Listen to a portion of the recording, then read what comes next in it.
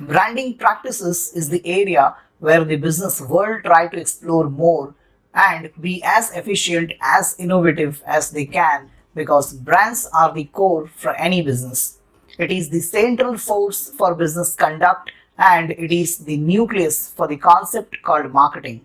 There are n number of concepts developed over time with different perspectives. The summary of all these studies says that branding cannot be exercised with common methods in different contexts and in different market segments. There cannot be a constant denominator to draw branding process in all cases.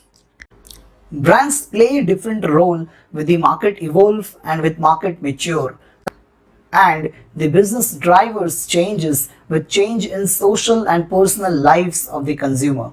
Branding techniques changes with development of economic status of society and with change in education status of target group.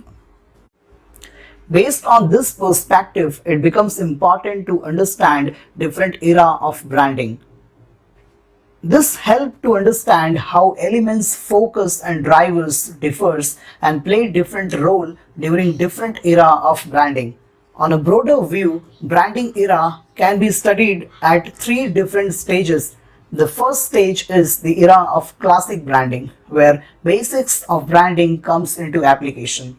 The second stage is known as era of postmodern branding. Here, branding techniques are found more structured and sophisticated.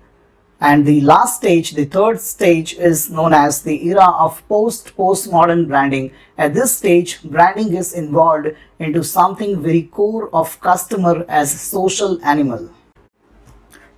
Classic branding is referred as the initial stage of marketing. The era of branding started in this environment where the brand is totally unbranded and multiple social and economic factors are not so favorable to enrich consumers' preference.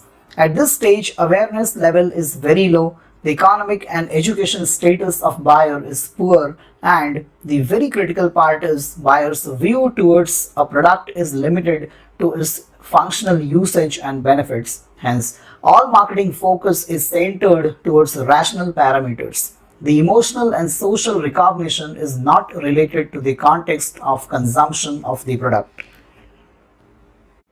Here, the economic and education status of buyer is improved as compared to classic era.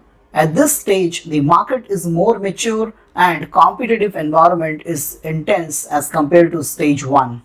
Here, product quality is supported by emotive advertising, where the brand's most important role is to act as a personality. At this stage, consumers use brands not just for the functional benefits offered by the product or services, but they also look for symbolic benefits associated with brand personality. Consumers evaluate the congruence of brand's personality against their existing and desired personal and social status. At this stage, consumers use brand's personality for their individual construction and social expression of self. Hence, as a marketeer, one need to apply other branding techniques. The third stage represents even more saturated marketplace where the consumer becomes the main driver in branding process. Here, consumers own the brand and play an active part in developing it with commonly held values. The postmodern consumer lives in a highly literate consumer culture, hence understand sophisticated brand literacy. The highly empowered postmodern consumer will demand responsibility and identity from the corporation behind the brand. In this environment, consumers assess the authenticity and commitment of the corporate and organizational identity. Moreover, they expect the company to follow a strong culture supported by its image.